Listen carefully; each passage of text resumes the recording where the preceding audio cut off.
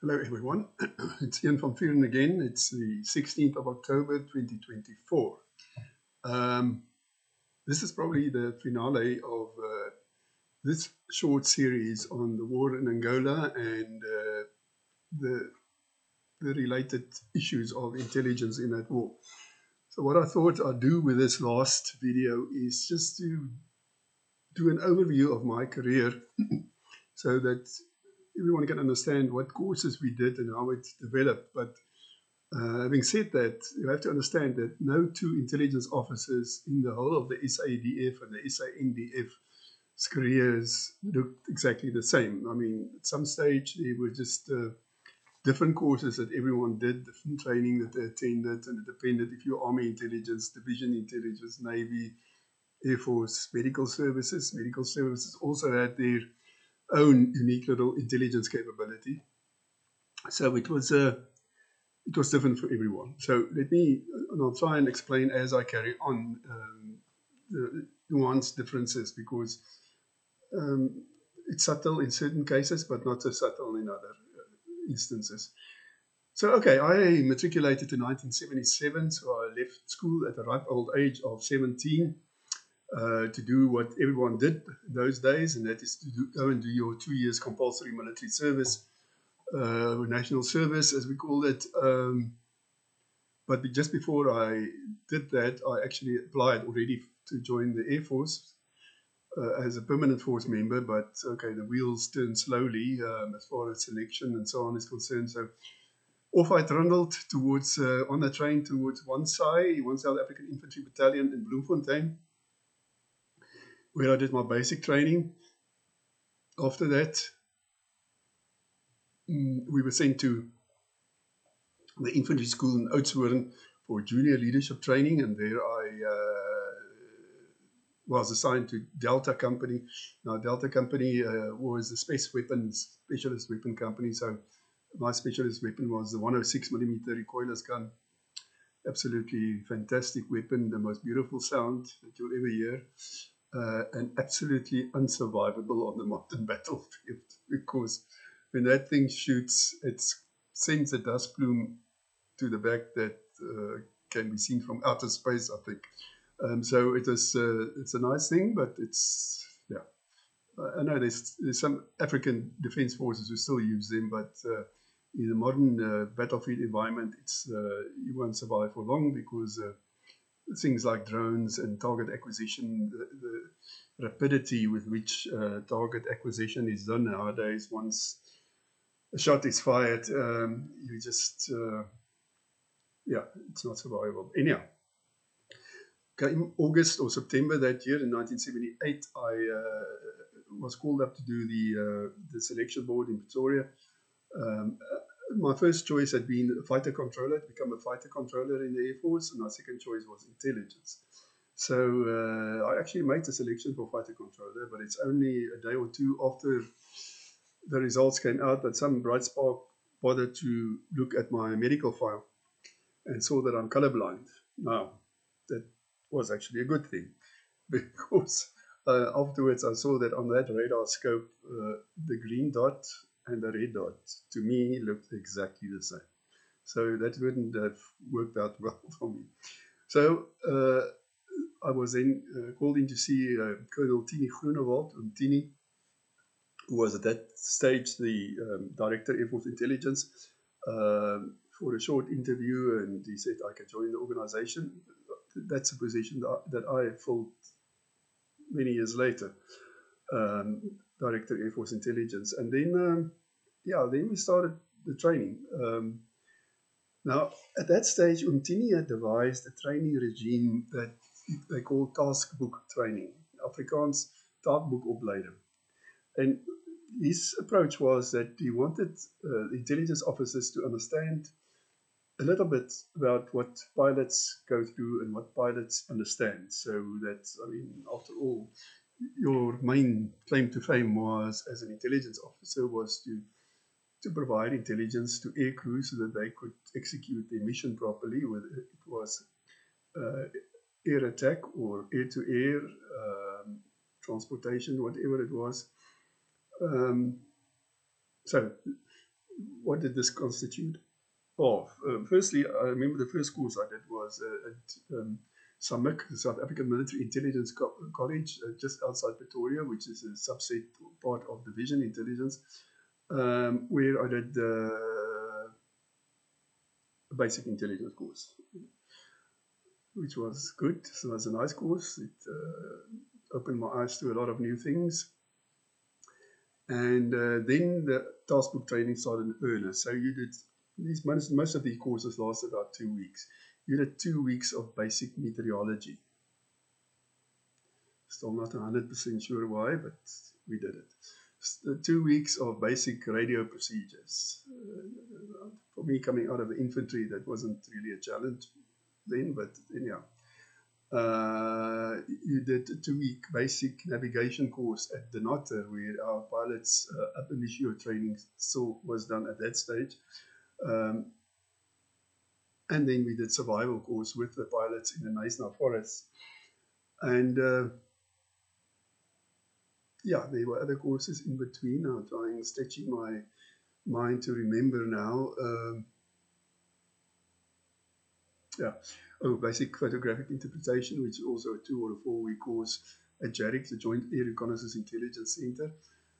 Now, in between all of these courses, I mean, these things didn't run concurrently or together. They were spaced in between a 2-year phase, because remember, when I joined the outfit, I became a candidate officer, so I stayed a candidate officer for 2 years. So all of this training was basically done over 2 years. Also had to do officers orientation for 3 months at the Air Force College. Now, at this stage, I have to explain that there are 2 different streams of training and of courses that you do when you're in not only the Air Force, in the military in general. There are your functional courses. So these are the things that you do in your discipline, intelligence, all the intelligence courses. Pilots do pilot course, eventually instructor course, etc. Personnel guys do the same thing, finance, etc. And then there are your developmental courses. Now, the developmental courses are the ones that make you promotable to a next rank, and it's in theory positions you to be able to command larger and larger units or bodies of men. So, for instance, our developmental courses in the Air Force were the phase 2 officer orientation, 3 months. There was later on a 3 months junior command and staff course, where you lived in for 3 months as well. Later on, there was a senior staff course, 9 months living course at Air Force College. We had brilliant tutors like Anton Kriegler and so on. And then some of us were lucky enough to eventually got the opportunity to do, which I did in 1996, the Joint Staff course. Now that course positioned you for promotion in theory again to Brigadier General level. So, excuse me. So, yeah, so 2 streams of courses. So let's just take a step back and look at my career progression then since. In between, of course, you'll get transferred to various squadrons or air bases or Air Force headquarters or wherever to work. And so it was with me, although I ended up mainly at Air Force headquarters. I was never stationed at a squadron or a base level.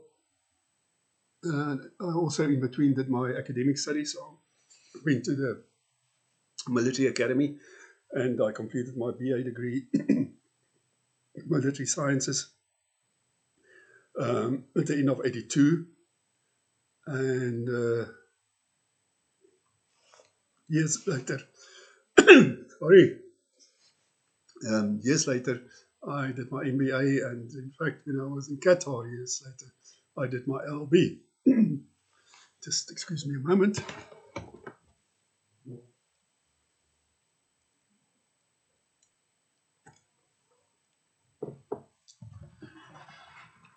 So I had to take a swig of water.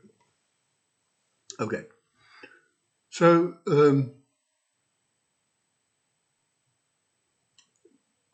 how did the career progression work further on?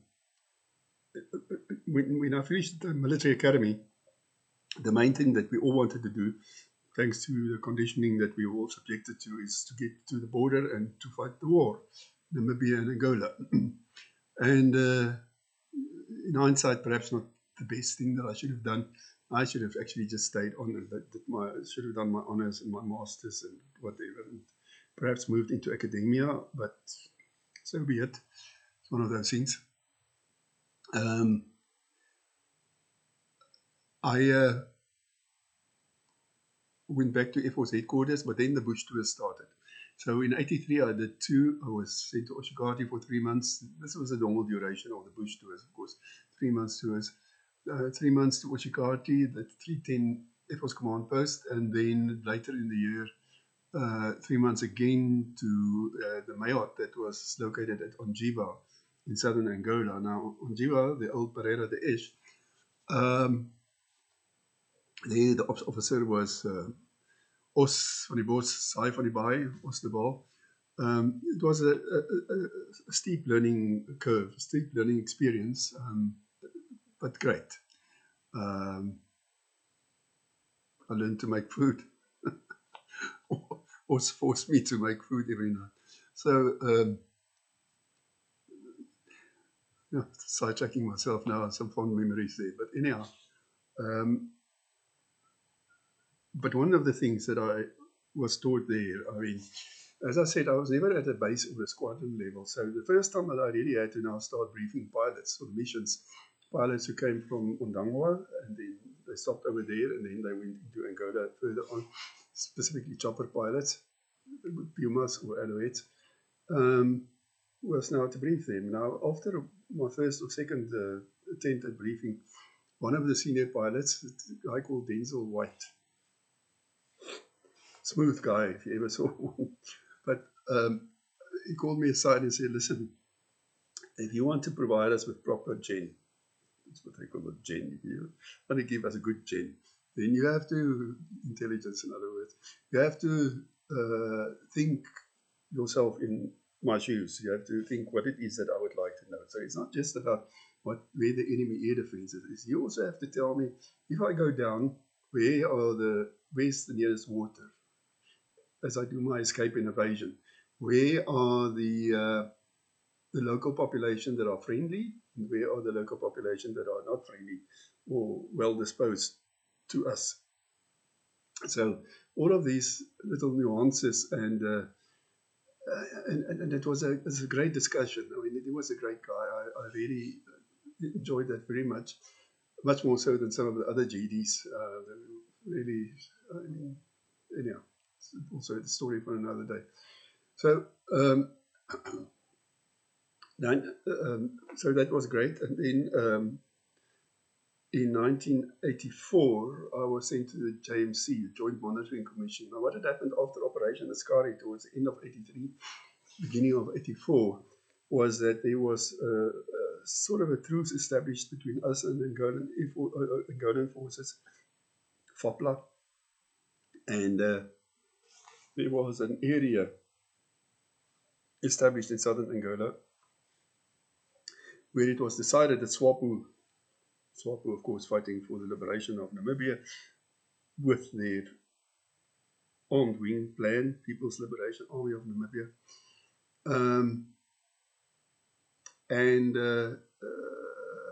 so they were not allowed to move through it, but they did all the time. And every time there was a violation registered of the JMC Accord, whatever it was called, we had to fly out either one of our Pumas that were assigned to us, because we were all deployed together.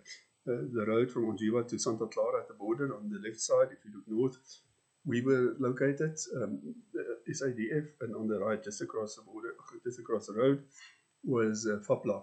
And every day we had a joint meeting. So they came across, we had a nice tent set up, and then we discussed things that aggrieved both parties.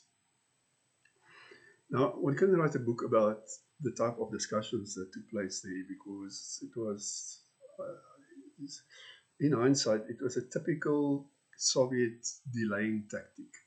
The FOPLA had just gotten a bloody nose during Askari, Operation Askari, and it was an opportunity for them to get a bit of breathing space. Because in the meantime, what happened is there were it was still the Soviet Union then. The Soviet ships docking at Luanda all the time and offloading new equipment. They got then the MiG-23s. They got new SAM, surface air missile systems, artillery systems, and so on. So they were just taking a breather. It's typical strategy of the old Soviets and probably the Russians still today. I don't know. That's the JMC came at an end about July or August of that year, and then normal shooting operations resumed. But anyhow, we had to go and look at investigate violations of the accord. Normally, the violation was there had been a contact and SWAPO had run into some of our special forces or somebody like that, and there were some casualties, fatalities normally. And then I was signed, I had a 35mm camera. I had to go and take photos to confirm this. Now, at the end of the day, that didn't really amount to everything because FOPLA wiggled themselves out of all accountability all the time. The amount of footwork that they did was just always stunning.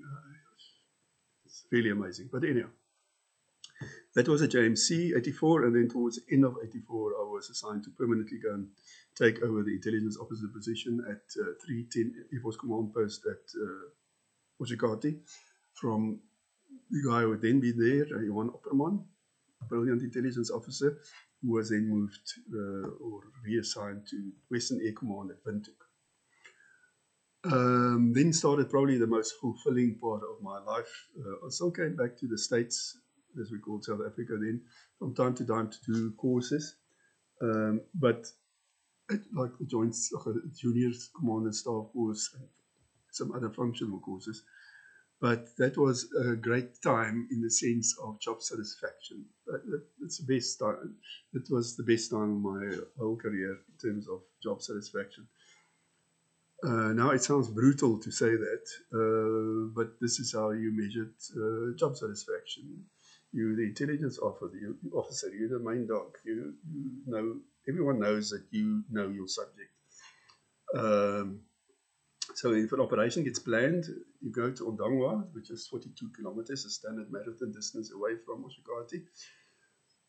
I never ran it anyhow, and you brief the pilots, and then you go and sit with your sources, like specifically HF, radio cover, and so on. I mean, there were three ways to do battle damage assessment if you attack the target. So one was to do HF monitoring of the opposition's command and control channels to hear whether they report what the losses were that they suffered.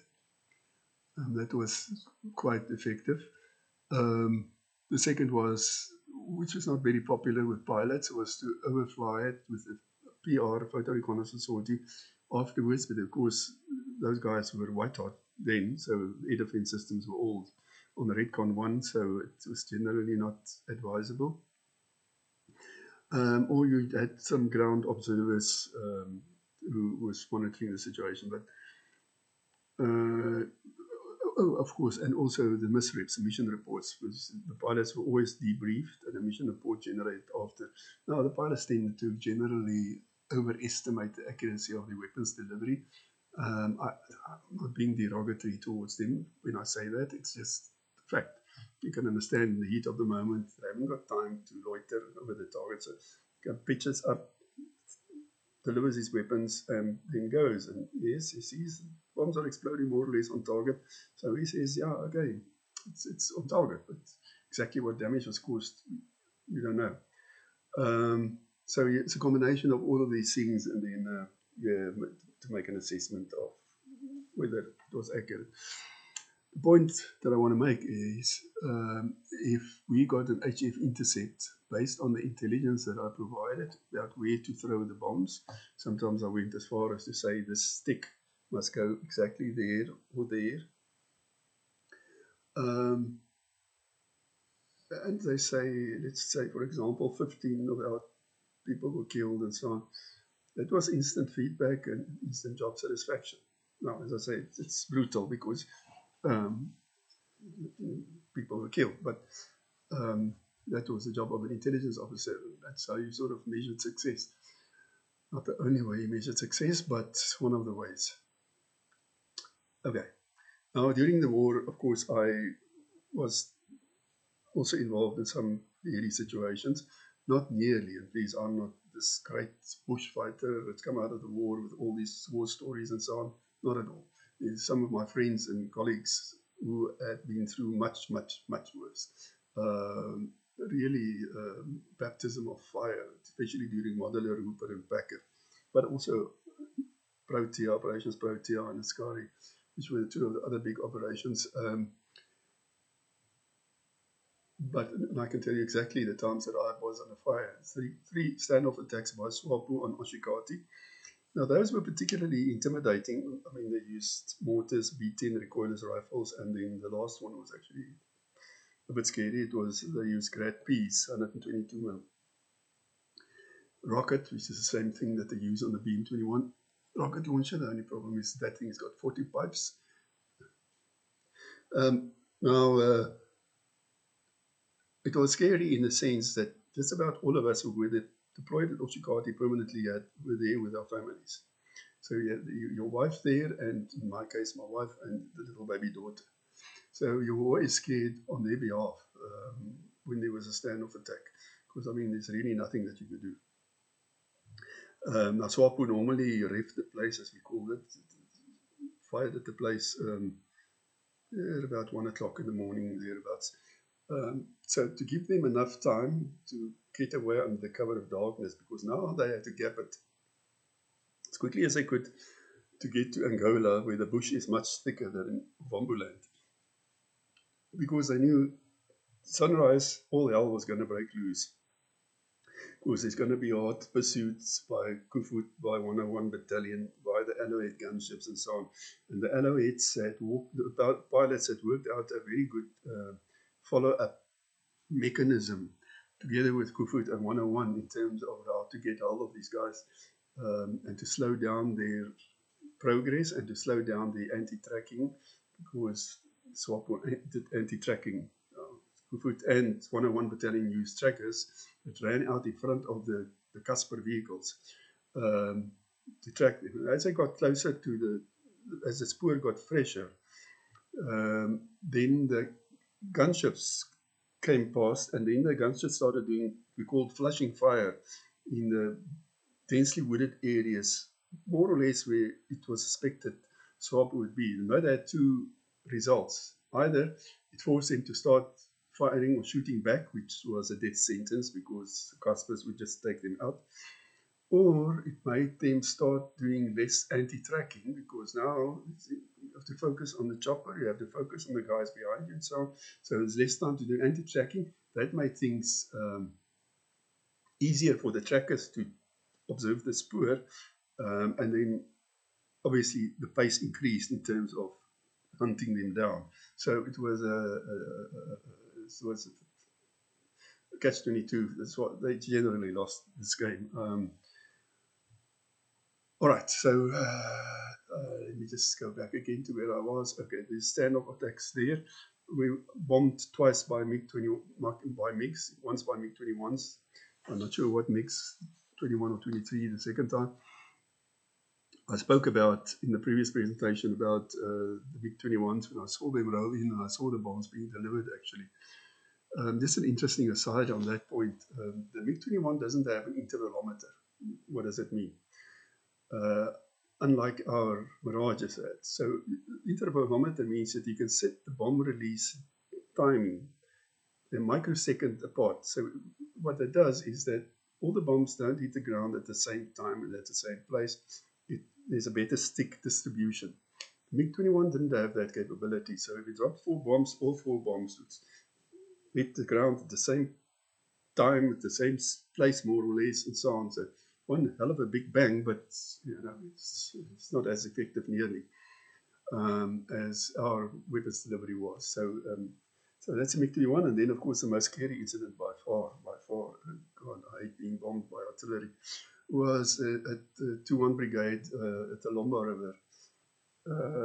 Mossie Basson, number 1 fighter pilot, and Jake's a fighter controller, and I went, that's a couple of days, perhaps a week after one of our Bosbok observer planes had been shot down with a SAM-8.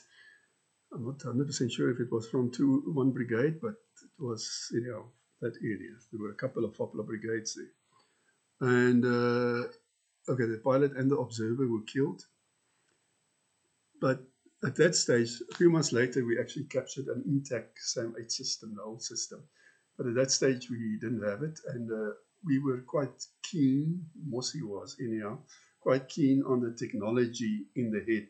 Because, our missile is made is that you've got the seeker head, which is a clever part in front.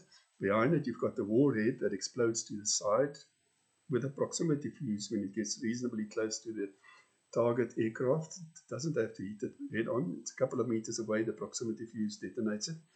And then behind that is the rocket motor. And so we knew theoretically the missile head or the seeker head should be intact. Now that turned out to be the case. So we actually found it together with UNITA. We spent the whole day in the thick Angolan bush and sand, walking till we found it. And we got it. Later afternoon, we're standing on top of a Casper, the edge of the Lomba Shona, the river.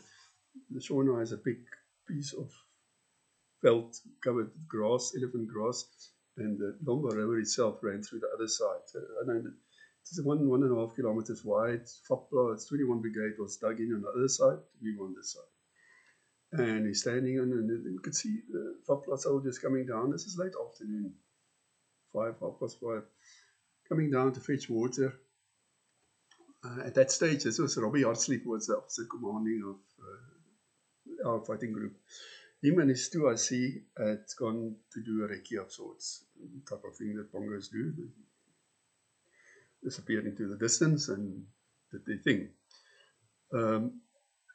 Now there's just some loots left, army-wise, and it's me. I'm a major, and Mossie is a commandant, lieutenant colonel, but a commandant at the time.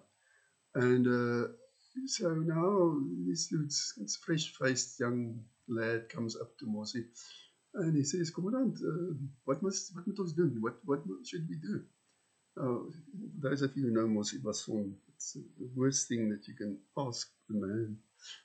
If I could get hold of that lieutenant, I would tell him, please, do not ask a person who's used to operate in 3 dimensions. Mossie was an ex-fighter pilot, or a firefighter pilot.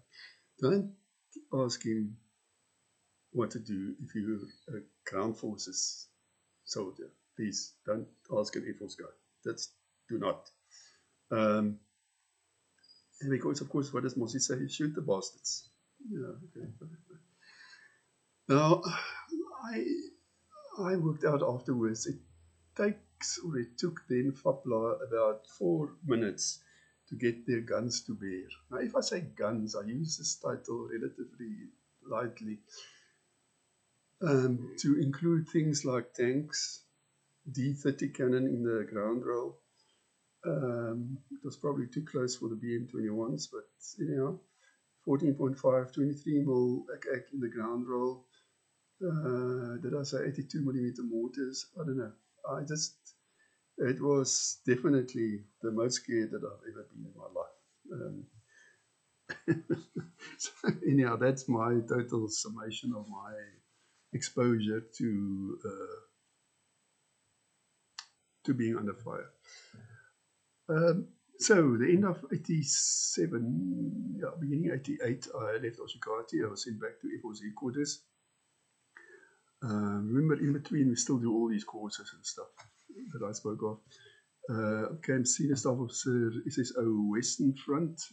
Those years we were divided into fronts, the intelligence people. So Western Front was Namibia and Angola. The Northern Front was focused on the ANC, Botswana, Zambia, Botswana, Zambia, Zimbabwe. The Eastern Front was Mozambique and Tanzania. But those two fronts were mainly issues with the ANC and controversies where and everything like that. I was never really involved with the fight against the ANC. I found it boring because I wanted to focus more on the conventional side of things, like we did against the Angolans and the Cubans in, well, Angola. So then after, at some stage, I was got another position, SSO Int for Operations, Intelligence for Operations. In between, again, I did the 9-month staff course at Air Force College. And then in 96, I did the joint staff course. Also did my MBA in between through UNISA. And then I was Director Intelligence for 4 years, from 93 to 96. At the end of 96, I started seeing the direction that the Defence Force was heading to, as it turned out now, because now we've got a Defence Force 0.7% of GDP budgetary allocation, 0.7 or 0.8%, I'm not 100% sure, which compared to world best practice should be 2 to 2.5%. So it's going down the tubes.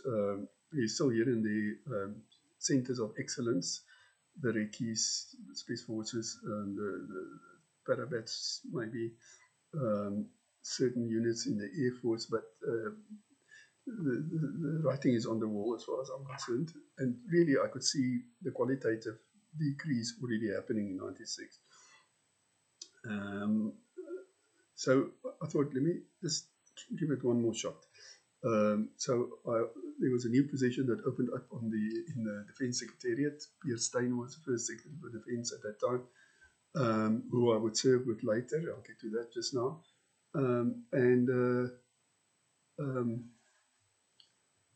There was a new position that opened up under A1 Jack Grinling, for those of you who know. At the Secretariat, Senior Staff Officer, Strategic Management Systems. And basically what I did there was I worked to facilitate the strategic planning process of the SANDF, and I also was involved in the whole transformation process to design the new SANDF. Now, one can write a book about that as well. Just that 1 year, I can write a book about. Anyhow, I decided at the end of the year to take a severance package. So I left, not probably the brightest decision I've ever made in my life, but then, as my wife would say, you know, how many dumb decisions have you made in your life? So I went to the Defence Research Centre, Division of Arms Corps, where we did consultancy work back to the Air Force, specifically facilitated command post exercises. Together with an Israeli consultant, Ami Ayalon, who came to South Africa 2 or 3 times a year. We had a very good working relationship, Ami and I. Oh, by the way, speaking of Israel, also did a number of trips overseas in the meantime. In 1990, I went to Israel, beginning of 1990, to speak to a Syrian MiG-23 pilot who had defected to Israel in October 89 with his MiG-23, so to get some idea of the tactics and so on. So that was interesting. 1994, I was part of the Daniel and Arms Corps delegation. We went to Abu Dhabi to try and convince the UAE to assist us with funding the launch of our indigenously produced satellite that was built at OTEC by brilliant people like Frans Verwoerd and lots of others, which the Americans scuppered that deal, and that was the end of our satellite program, anyhow. And 95, I was part of the official Air Force delegation that visited the Paris Air Show. So there were a few nice trips, good exposure. Yeah. So back to the Defence Research Centre, I was there can't remember till exactly when, but in 2002, yes, in 2002, I got the position as General Manager Crime Risk Information. General Manager Crime Risk Information, yeah, that department at SABRIC, South African Banking Risk Information Center, which was a new venture that was set up by the 4 major banks to combat violent crime and commercial crime in the banking environment. So they wanted somebody who can establish an intelligence capability. Now, it suited me like a glove because I always like project-based work. As soon as things got routine, I got bored. This is why I peaked after 2.5 years in any position, Air Force or otherwise. After that, stuff became routine and I just wanted to move on. So we established that true to form. What you do is you gather the people around you that you can trust and that you know who are capable. So I recruited quite a few of my ex-Air Force people, Arno Fortune, Karina Arpen, Andre Strauss, people like that to come and work for me, and we created something magical there. Unfortunately, the board and the board is constituted by the main, the bank's number crunchers, lawyers, advocates, and so on. And we couldn't, and the person who took over from Pierre and I definitely didn't see eye to eye. So eventually we sort of agreed to go our separate ways.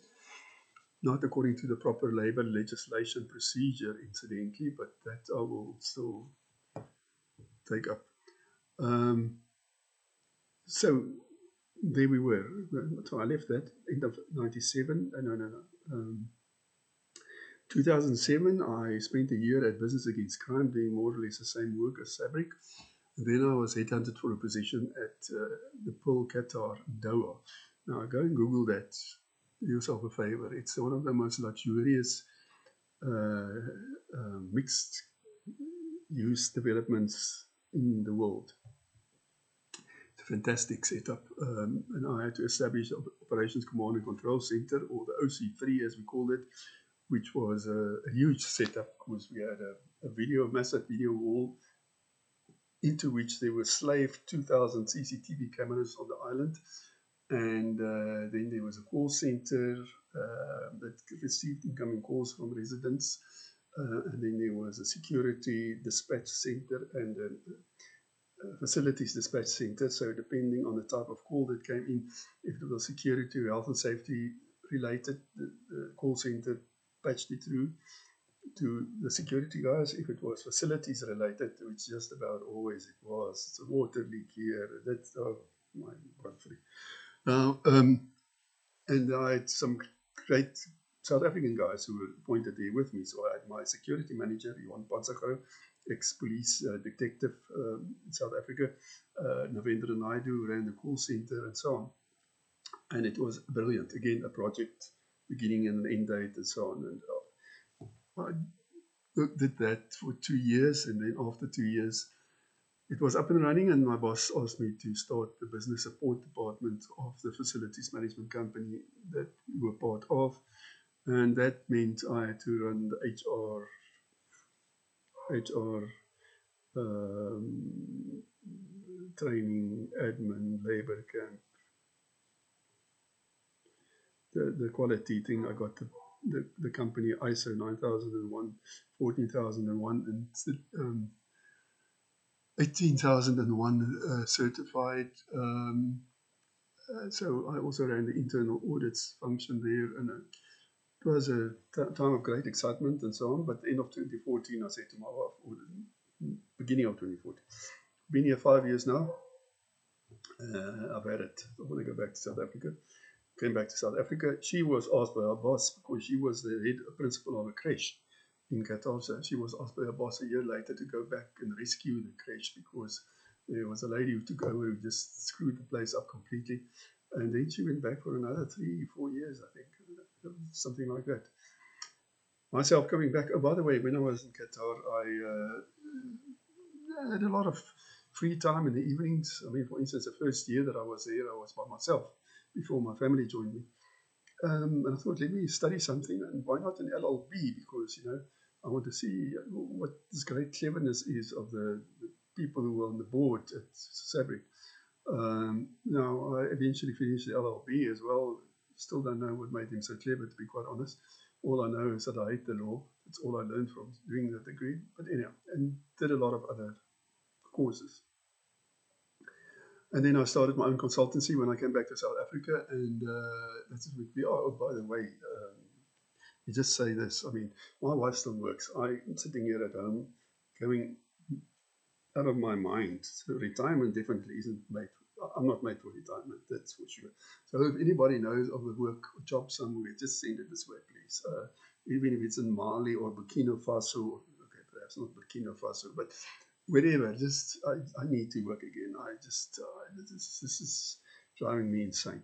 So so here we are in the bustling metropolis, not of Mossel Bay, looking out over the sea and having a whale of the time, especially this time of the year when the whales are here.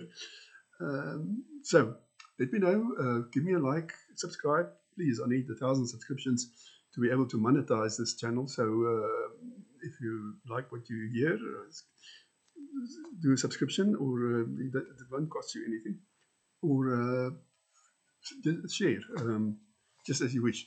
Next week, I'm going to start with my series on crime, which is much more topical, I think, to most people.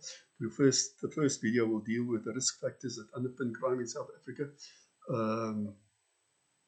Yeah, and then the second one will present a new crime fighting model that I developed quite a few years ago already. And we'll see where that takes us. It may be of interest, I think. So let's see. In the meantime, have a good one and everything of the best.